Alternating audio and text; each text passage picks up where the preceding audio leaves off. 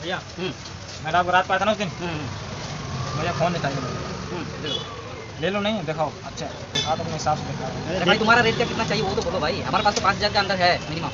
अंदर है ना आपके पास? हाँ अंदर है 5,000 के। ये पूरा कंपनी है ना, पूरा इसके अंदर ही है, जितने दुकान है ना सारे।